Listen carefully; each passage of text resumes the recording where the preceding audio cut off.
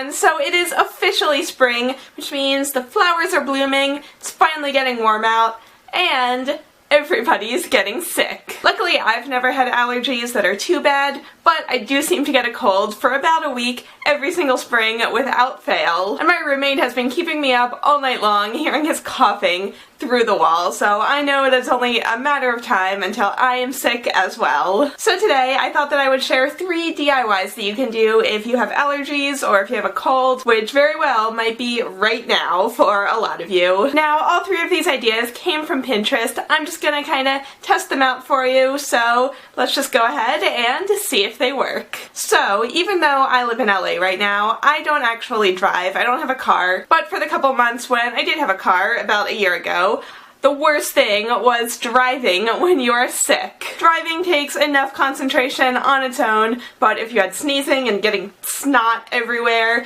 it can actually be kind of scary. So when I saw this pin, I thought it was so smart because you can keep your tissues right there in your cup holder. You don't have to be fumbling around for a tissue box or anything. So I don't usually go to coffee shops because I don't drink coffee, but I did go out and buy some tea just so I could get an extra cup for this project. So I took the top and I cut a large circle out, and then the edge seemed a little bit sharp and seemed like it might snag on the tissues, so I just covered it in small pieces of tape. And then I put that aside and I grabbed the actual cup. Now this part is optional, but I want to make it look cute and not just like a coffee cup, so I decided to cover it in this polka dot washi tape. However, the washi tape is pretty transparent, so first I'm going to cover it in white tape, and then when that's done, I'll just go over the entire thing with the washi tape, and now I have a really cute polka dotted cup. And so I just grabbed a handful of tissues from the tissue box and I put them into the cup,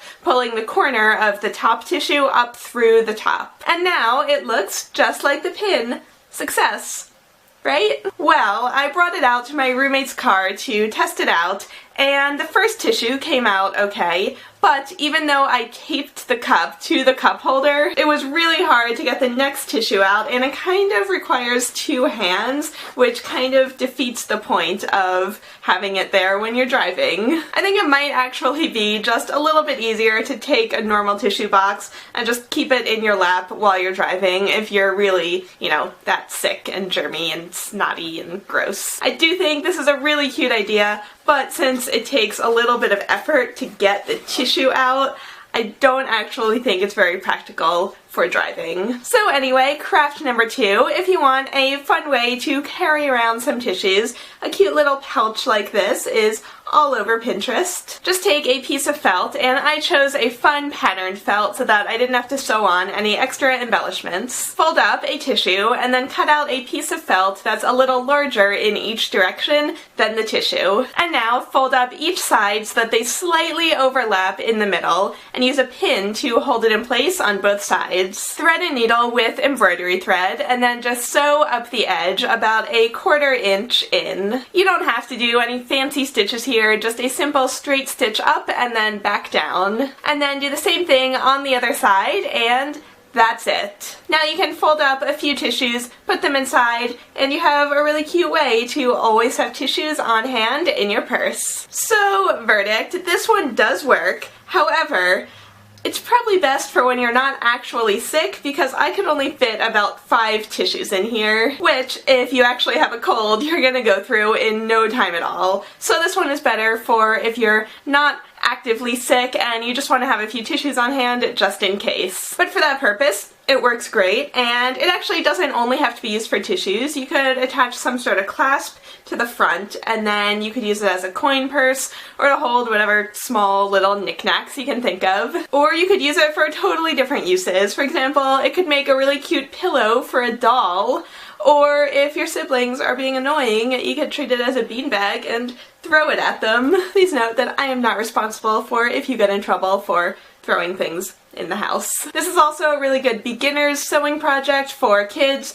because it's literally only 2 stitches and just a really simple straight stitch, so it's not intimidating, and you can use it for all kinds of different things. And now for our third craft. This one uses an empty tissue box because you're probably going to accumulate a couple of these by the time you're done being sick. So I looked up a few ideas of what you can do with this type of cardboard, and I really liked the idea of making a circular cardboard loom to make friendship bracelets. So just cut off the side of the tissue box and trace a circle onto it, and then mark the center of the circle as well as 8 evenly spaced lines. This doesn't have to be totally perfect, you can just kind of eyeball it. So now cut out the circle and cut out a smaller circle in the middle, and then cut along each line almost to the center but not quite. Now you're going to need 7 colors of embroidery thread. Cut a piece of each color that is 24 inches long and then knot all of the ends together. And now put the knot through the center of your circle and tape it down. Separate out all of the string and put one through each notch of the cardboard, leaving one notch empty. Okay, so now it is time to make the bracelet. Hold it so that the empty notch is in front of you, and then count up the side 1, 2, 3. Take the 3rd string and move it down to the empty notch, and then rotate the cardboard so that the new empty notch is in front of you, and do it again. Keep doing this over and over and over and over and over, and soon you'll have a friendship bracelet. After you've done the first handful of stitches, you can remove the tape from the back, and then as you work you can see your friendship bracelet growing from the back of the circle. This is a really great craft to do to keep your hands busy as you watch endless hours of trashy TV, which, let's be honest, it's the best part of being sick. So once the bracelet is as long as you want, remove it from the cardboard circle and then tie another knot on the other end. And now you can just tie it around your wrist, or you could add a charm, or you could add a clasp like I did so that I could easily take it on and off. So verdict, this one does actually work, and I really like the rope-like quality of the bracelet. I've never been great at string crafts, this is why I've never really taken up knitting, but I was kind of rushing to finish it so I could finish this video, so I'm sure that if I was actually sick and had all the time in the world,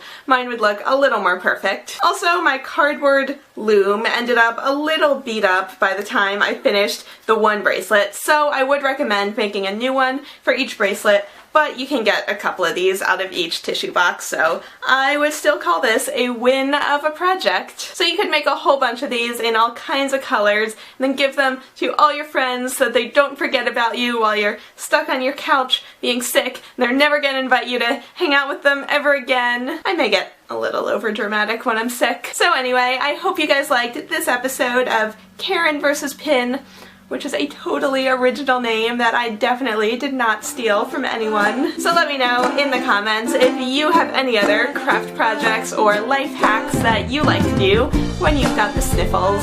Thank you guys so much for watching, and I will see you all again next week with another DIY. Bye everyone!